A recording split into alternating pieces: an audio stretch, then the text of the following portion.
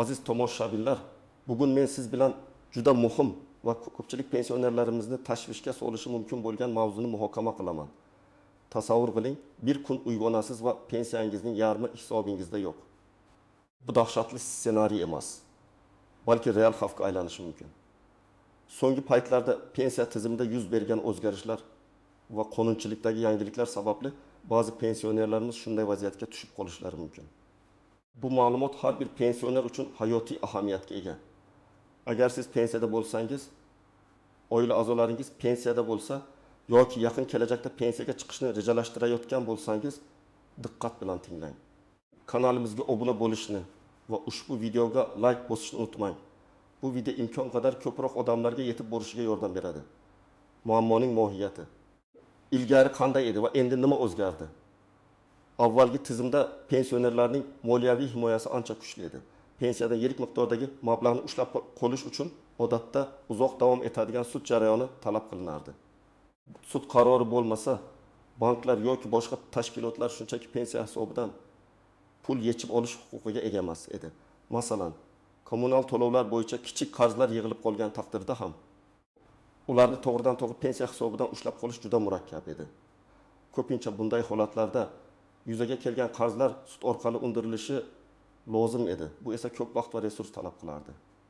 Pensiya jamg'armasi tomonidan ortiqcha to'langan mablag'lar ham agar pensionerning aybi bo'lmasa, ba'zi hollarda to'liq yoki qisman hisobdan chiqarilishi mumkin edi. Yoki juda uzoq muddatlarga bo'lib qaytarish imkoniyati berilardi.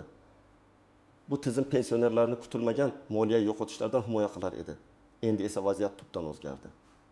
Bir qator qonun hujjatlariga kiritilgan o'zgartirishlar, xususan ijro ishlari to'g'risidagi qonunchilikdagi yangiliklar, shuningdek pensiya jamg'armasining avtomatlashtirilgan tizimlar orqali aniqlangan xato to'lovlar yoki oshiqcha to'langan mablag'larni qaytarish mexanizmlari ancha soddalashtirildi va tezlashtirildi. Davlat raqamlashtirish siyosati doirasida turli davlat organlarining ma'lumotlar bazalari, masalan soliq xizmati, ijro byurosi, banklar va pensiya jamg'armasi o'rtasida ma'lumot almashinuvi sezilarli darajada yaxshilandi. Bu esa avvalroq aniqlanmagan yoki e'tibordan chetda qolgan holatlarni tezkorlik bilan aniqlash imkonini bermoqda. O'zgarishlarning asosiy sababi davlat byudjetining samaradorligini oshirish, moliyaviy intizomni kuchaytirish va fuqarolarning barcha turdagi majburiyatlarini, jumladan soliq va kommunal to'lovlarni o'z vaqtida bajarilishini ta'minlashdir.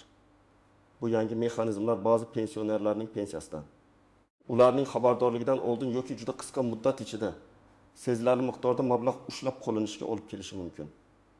Ayniqsa eng ko'p ta'sir ko'rsatadigan jihatlardan biri bu pensiya miqdorining yarmi, ya'ni endi foizgacha bo'lgan qismi ushlab qolinishi mumkinligi. Kimlar tashvishlanishi kerak va kimlar emas? Haqiqiy misollar. Keling. Endi kimlar aynan shu yangi qoidalardan tashvishlanish kerakligini va kimlar nisbatan xotirjam bo'lishlari mumkinligini batafsil ko'rib chiqamiz. Bu qoidalarni yaxshiroq tushunishingiz uchun bir nechta hayotiy misollarni keltiraman. Birinchi misol, deklaratsiya qilinmagan daromadga ega ishlaydigan pensionerlar. Tasavvur qiling, 65 yoshli Komili aka u davlat tashkilotida past maoshli lavozimda ishlaydi. Ammo rasmiy hujjatlarda ishlamaydigan pensioner sifatida ro'yxatdan o'tgan. Chunki bu unga qo'shimcha imtiyozlar olish imkonini beradi. Komil akaning oylik pensiyasi 2 million so'm, ish haqi esa 1 million 200 ming so'm. U ishlayotganini pensiya jamg'armasiga yoki soliq organlariga o'z vaqtida bildirgan emas. Uning pensiyasining ma'lum bir qismi, masalan, o'quvchisini yo'qotganlik pensiyasi yoki nogironlik pensiyasining ayrim toifalari kabi uning daromadiga bog'liq bo'lishi mumkin edi. Biroq Komil aka oddiy yoshga doir pensiya olgan bo'lsa ham, u ishlayotganligi va bu haqda davlat organlariga ma'lumot berilmagani pensiya jamg'armasining avtomatlashtirilgan tizimi orqali aniqlanadi. Pensiya jamg'armasi soliq organlarining ma'lumotlar bazasi bilan avtomatik tarzda solishtirish natijasida Komil akaning rasmiy ish joyi borligini aniqladi. Qonunchilikka ko'ra, agar pensioner ishlamaydigan pensionerlar uchun belgilangan imtiyozlarni olgan bo'lsa va ishlayotganligi aniqlansa, unga oshiqcha to'langan pensiya summasi qaytarilishi shart. Komil akaga dastlabki ogohlantirish xati keldi. Unda unga so'nggi 3 yil ichida jami 15 million so'm oshiqcha to'langanligi ko'rsatilgan edi. Bu summani qaytarish talab qilingach, uning oylik pensiyasidan EXI fondi miqdorida, ya'ni 20 million so'mdan ushlab qolinadigan bo'ldi. Bu Komil aka uchun katta moliyaviy muammo tug'dirdi. Chunki uning oilasi asosan shu pensiya daromadiga qarab yashardi. Ikkinchi misol, e'lon qilinmagan norasmiy daromadga ega pensionerlar. Keling, yana bir misol. 68 yoshli Zuhra xola u pensiyada. Oilasiga yordam berish maqsadida o'zining uyidagi bir xonasini talabaga ijaraga bergan. Talaba har oy Zuhra xolaning bank kartasiga 800 ming so'm miqdorida ijara pulini o'tkazib turadi. Zuhra xola bu daromadni hech qayerda rasmiylashtirmagan va hech qanday soliq to'lamagan. Davlat soliq qo'mitasi ma'lumotlar bazasida ijara shartnomalari qayd etilmasligi. Ammo Zuhra xolaning bank hisobiga muntazam pul tushib turgani aniqlandi. Zamonaviy bank tizimlari va soliq organlarining monitoringi orqali bunday muntazam tushumlar e'tiborsiz qolmaydi. Pensiya jamg'armasi ushbu ma'lumotlarni soliq organlaridan olib, Zuhra xolaning daromadi borligi va bu uning pensiyasiga ta'sir qiluvchi holatlar borligini tekshirdi. Natijada Zuhra xola deklaratsiya qilinmagan daromad tufayli unga noto'g'ri hisoblangan ijtimoiy to'lovlarni qaytarishi talab qilindi.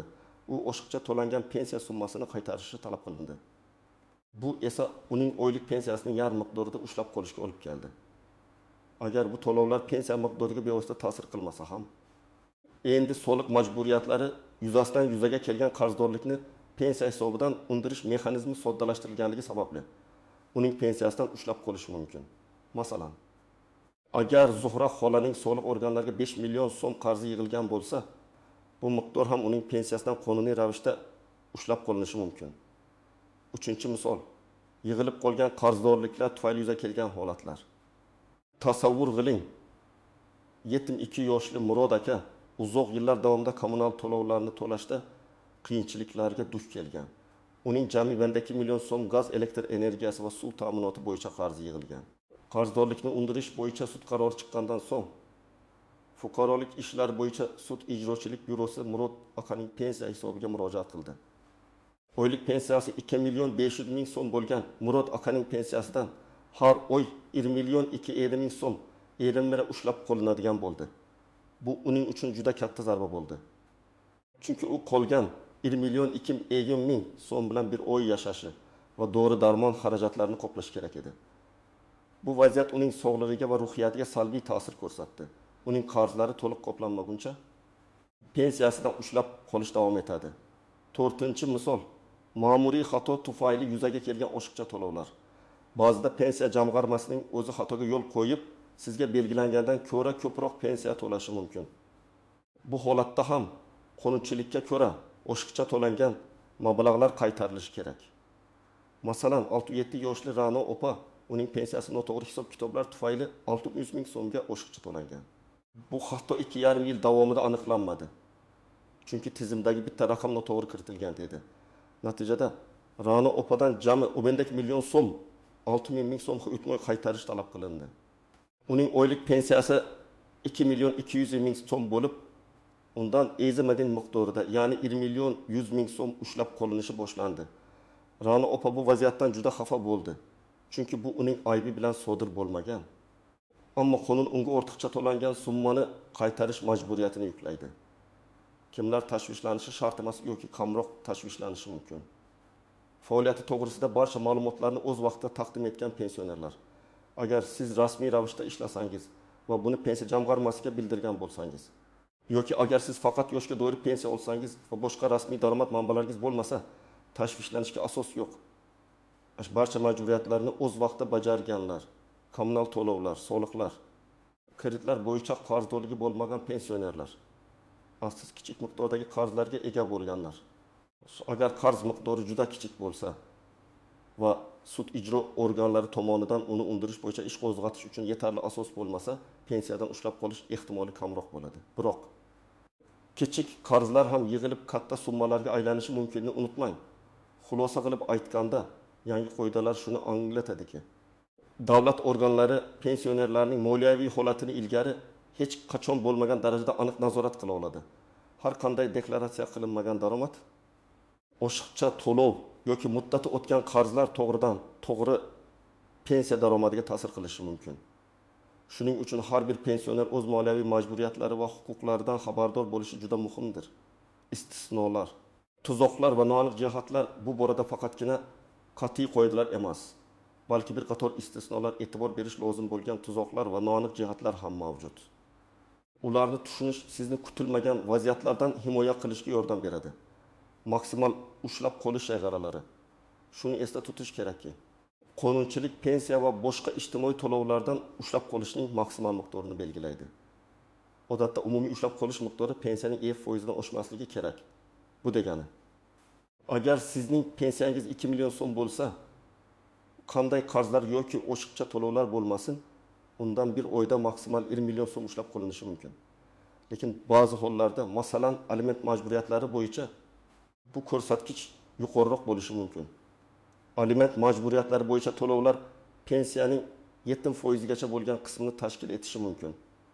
Ammo bu kamdan kam holatlarda va faqat sudning alohida qarori bilan sodir bo'ladi.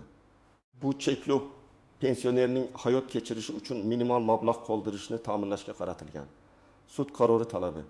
Garchi ijro mexanizmlari soddalashtirilgan bo'lsa-da, ko'pchilik yirik miqdordagi ushlab qolishlar hali ham sud qarori yoki ijro hujjatiga, masalan, notarial tasdiqlangan aliment kelishuvi asoslanishi kerak. Yangi tizim shuni anglatadiki, pensiya jamg'armasi yoki boshqa davlat organlari, masalan, soliq idorasi, kommunal xizmatlar qarzni aniqlagandan so'ng sudga murojaat qilish jarayoni ancha tezlashdi. Misol uchun, ilgari kommunal korxonalar qarzni undirish uchun har bir pensionerga alohida sudga da'vo arizasi kiritish kerak edi. Endi esa qarzdorlikni aniqlovchi avtomatlashtirilgan tizimlar asosida. Ko'pincha sud buyrug'i, sud ijro hujjatining soddalashtirilgan shaklida oson va tezkor sud qarori olinishi mumkin. Bu pensionerning xabardorligidan oldin yoki juda qisqa muddatda ijro ishini boshlash imkonini beradi. Shunday qilib sud qarori zaruriyati saqlanib qolgan bo'lsa-da, uni olish jarayoni ancha soddalashtirildi. Pensionerning xabardor qilinishi juda muhim nuqta shundaki, ijro harakatlari boshlanishidan oldin pensioner tegishli tartibda xabardor qilinishi shart. Agar sizga hech qanday xabarnoma kelmasdan birdaniga pensiyangizdan pul ushlab qolingan bo'lsa, bu qonunbuzarlik hisoblanadi va siz bunga e'tiroz bildirishingiz mumkin. Ijro byurosi yoki pensiya jamg'armasi sizga yozma ravishda xabar yuborishi, unda qaysi asosga ko'ra pul ushlab qolinayotgani, qancha miqdorda va qaysi muddatda ekanligi ko'rsatilgan bo'lishi kerak. Bu xabarnomani diqqat bilan o'rganish va undagi ma'lumotlarni tekshirish sizning huquqingizdir. Muddatning cheklanishi davlat da'vosining muddati. Ortiqcha to'langan pensiya mablag'larini undirish bo'yicha ma'lum muddat cheklovlari mavjud. Agar ortiqcha to'lov pensiya jamg'armasining xatosi tufayli yuzaga kelgan bo'lsa va pensionerning aybi bilan bog'liq bo'lmasa, unda bu summani undirish uchun odatda 3 yillik muddat belgilanadi. Ya'ni agar xato 3 yildan ko'proq vaqt oldin sodir bo'lgan bo'lsa, uni qaytarish talabi qonuniy emas bo'lishi mumkin. Biroq agar ortiqcha to'lov pensionerning qasddan yolg'on ma'lumot berishi yoki ma'lumotlarni yashirishi, masalan, ishlayotganini yashirishi natijasida yuzaga kelgan bo'lsa, bunday muddat cheklovi qo'llanilmaydi va mablag'larni istalgan vaqtda undirish mumkin. Insof bilan harakat qilish добросовестность va og'ir turmush sharoiti. Bu eng noaniq. Ammo pensionerlar uchun eng muhim jihatlardan biridir. Agar ortiqcha to'langan pensiya jamg'armasining xatosi tufayli yuzaga kelgan bo'lsa va pensioner bu haqda bilmagan holda, ya'ni insof bilan harakat qilgan bo'lsa, u holda ushbu mablag'larni qaytarish talabi bekor qilinishi yoki qaytarish shartlari yumshatilishi mumkin. Misol uchun, 7000 yoshli Gulnora momo yolg'iz yashaydi, sog'lig'i yomon va juda kam daromadga ega. Uning pensiyasidan ehbadisi ushlab qolish uning hayot kechirishi uchun minimal sharoitlarni ham buzishi mumkin. Bunday hollarda insonparvarlik tamoyillariga asoslanib individual yondashuv qo'llanilishi lozim. Pensiya jamg'armasiga yoki sudga murojaat qilib, o'z og'ir turmush sharoitingizni isbotlay olsangiz, to'lovni muddatlarga bo'lish, oyga ushlab qolinadigan summani kamaytirish yoki hatto ma'lum bir qismidan voz kechish mumkin. Lekin buning uchun siz aktiv bo'lishingiz va o'z huquqlaringizni himoya qilishingiz kerak. Qarindoshlarning aybi, ba'zan pensionerning yaqinlari uning nomidan noqonuniy harakatlar qilishi mumkin. Masalan, pensionerning bank kartasini ishlatib, u nomiga daromadlar olib, uni deklaratsiya qilmasligi mumkin. Bunday hollarda qonuniy javobgarlik kartaning egasi, ya'ni pensionerning zimmasiga tushishi mumkin. Shuning uchun yaqinlaringizga bank kartalaringizni yoki shaxsiy ma'lumotlaringizni berishda juda ehtiyot bo'lishingiz kerak. Xulosa qilib aytganda, pensiya to'lovlaridan ushlab qolish mexanizmlari soddalashtirilgan bo'lsa-da, pensionerlarning huquqlari to'liq himoyalanmagan degani emas. Muhimi o'z huquqlaringizni bilish, qonunchilik nuansasini tushunish va kutilmagan vaziyatlar tezkor harakat qilishdir. Amaliy maslahatlar: nima qilish kerak? Agar siz pensiyada bo'lsangiz yoki yaqinlaringiz pensiyada bo'lsa, ushbu xavflardan qochish va o'zingizni himoya qilish uchun bir nechta muhim amaliy qadamlarni amalga oshirishingiz kerak. Pensiya hisobotlaringizni muntazam tekshiring. Pensiyangizga tushadigan mablag'larni muntazam ravishda nazorat qilib boring. Bank ilovalari orqali yoki bankomatlardan chek olib, tushumlar miqdorini doimiy tekshirish odat tusiga kirsin. Agar sizga kutilgandan kamroq pul tushganini sezsangiz, zudlik bilan pensiya jamg'armasiga yoki bankka murojaat qiling. Kutib turmang, chunki vaqt o'tgan sari muammoni hal qilish qiyinlashishi mumkin. Misol uchun, har oy pensiya olganingizda darhol bank SMS xabarnomasini yoki ilovadagi tushumni avvalgi oylar bilan solishtiring. Agar farq bo'lsa, darhol aniqlik kiriting. 2. Barcha daromadlaringizni deklaratsiya qiling. Agar siz pensiyada bo'lsangiz va qo'shimcha daromad manbalariga ega bo'lsangiz, masalan, ijaraga beriladigan mol-mulkdan tushadigan daromad, vaqtinchalik ishlardan tushadigan pul, masalan, bog'bonlik, enagali yoki farroshlik, yoki qandaydir xizmatlar ko'rsatishdan olingan daromad, bu haqda pensiya jamg'armasiga yoki soliq organlariga o'z vaqtida xabar bering. Eng yaxshisi daromadni qonuniy rasmiylashtirish. Misol uchun, agar siz uyingizning bir qismini ijaraga bergan bo'lsangiz, soliq inspeksiyasiga borib, ijara shartnomasini ro'yxatdan o'tkazing va soliqlarni to'lang. Bu sizni kelajakda yuzaga kelishi mumkin bo'lgan jiddiy moliyaviy muammolardan himoya qiladi. Hozirgi raqamli davrda har qanday bank o'tkazmasi yoki naqd pul harakati kuzatilishi mumkinligini unutmang. Barcha hujjatlarni saqlang. Pensiyangiz, daromadlaringiz, qarzlaringiz va to'lovlaringizga oid barcha hujjatlarni ehtiyotkorlik bilan saqlang. Bu kvitansiyalar, shartnomalar, bank hisobotlari, xabarnomalar va har qanday rasmiy yozishmalarni o'z ichiga oladi. Agar sizga nisbatan biron bir talab qo'yilsa, bu hujjatlar o'zingizni himoya qilishda asos bo'lib xizmat qiladi. Ra'no opaning misolida, agar u pensiya jamg'armasidan olingan har bir hujjatni saqlaganida, xatoning qachon boshlangani isbotlashi osonroq bo'lardi. 4. Qarzlarni yig'ib qo'ymang. Kommunal to'lovlar, kreditlar, soliqlar va boshqa majburiy to'lovlarni o'z vaqtida to'lang. Agar sizda qarzlar yig'ilib qolsa, ularni o'zingiz hal qilishga harakat qiling. Masalan, kreditorlar bilan bog'lanib, to'lov rejalarini muhokama qiling. Qarzdorlikni e'tiborsiz qoldirish oxir-oqibat pensiyangizdan ushlab qolishga olib kelishi mumkin. Ahmad akaning misolida u qarzni o'z vaqtida hal qilishga harakat qilganida, balki bunday jiddiy oqibatlarga duch kelmasdi. 5. Zudlik bilan huquqiy yordam so'rang. Agar sizga pensiyangizdan pul ushlab qolish haqida xabarnoma kelsa yoki allaqachon ushlab qolish boshlangan bo'lsa, zudlik bilan harakat qiling. Birinchi qadam bu xabarnomani diqqat bilan o'rganish. Unda qaysi asosga ko'ra pul ushlab qolinayotgani, qancha miqdorda va qaysi muddatda ko'rsatilgan bo'lishi kerak. Agar xabarnomada noaniqliklar bo'lsa yoki siz undagi talablar asossiz deb hisoblasangiz, darhol malakali yuristga yoki bepul huquqiy yordam ko'rsatuvchi markazlarga murojaat qiling. Ularning maslahati sizga vaziyatni to'g'ri baholashga va keyingi qadamlarni aniqlashga yordam beradi. 6. Tegishli organlarga murojaat qiling. Agar siz ushlab qolish asossiz deb hisoblasangiz, pensiya jamg'armasiga yozma ravishda murojaat qiling va o'z e'tirozingizni bildiring. Murojaatingizda barcha faktlarni, hujjatlarni va sizning pozitsiyangizni aniq bayon eting. Agar javob qoniqarli bo'lmasa yoki umuman javob bo'lmasa, yuqori turuvchi organlarga, masalan, Moliya vazirligi huzuridagi pensiya jamg'armasi yoki prokuraturaga murojaat qilishingiz mumkin. Bu sizning qonuniy huquqingiz. Yozma murojaatlar va ularning rasmiy javoblari sizning keyingi harakatlaringiz uchun muhim dalil bo'lib xizmat qiladi. 7. Sud qarorlariga e'tiroz bildiring.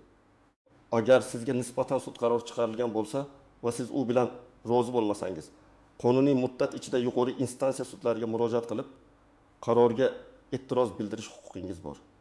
Apellyatsiya yoki kassatsiya shikoyati kiritish imkoniyatidan foydalaning. Ba'zan pensionerlarning og'ir ijtimoiy sharoitlari sud tomonidan inobatga olinib, qarorni yumshatish yoki to'lov muddatlarini uzaytirish mumkin. Elektron davlat xizmatlaridan foydalaning. Hozirgi kunda pensiyaga oid ko'plab ma'lumotlarni yagona interaktiv davlat xizmatlari portali MyBot.uz orqali olish mumkin.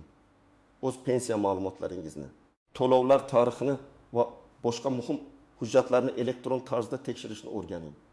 Bu sizga vaziyatdan xabardor bo'lishga va muammolarning oldini olishga yordam beradi. Xulosa qilib aytganda, aziz do'stlar, bugungi mavzu juda jiddiy va har bir pensionerning moliyaviy barqarorligiga bevosita ta'sir qilishi mumkin. Pensiya bu keksaygan insonlarning yagona yoki asosiy daromad manbai bo'lib, uning himoyasi davlat va jamiyat uchun ustuvor vazifa bo'lishi kerak. Unutmangki, har doim ma'lumotli bo'lish va o'z huquqlaringizni bilish bu sizning eng yaxshi himoyangizdir. Yangi qonunchilik sharoitida faol bo'lish, moliyaviy intizomga rioya qilish va har qanday shubhali vaziyatda zudlik bilan harakat qilish juda muhimdir. O'z fikrlaringizni, savollaringizni va boshdan kechirgan vaziyatlaringizni izohlarda yozib qoldiring. Bu boshqa tomoshabinlar uchun ham foydali bo'lishi mumkin. Videoga like bosishni va kanalimizga obuna bo'lishni unutmang. Chunki biz siz uchun muhim va foydali ma'lumotlarni taqdim etishda davom etamiz. O'zingizni va yaqinlaringizni asrang. Keyingi videolarimizda ko'rishguncha.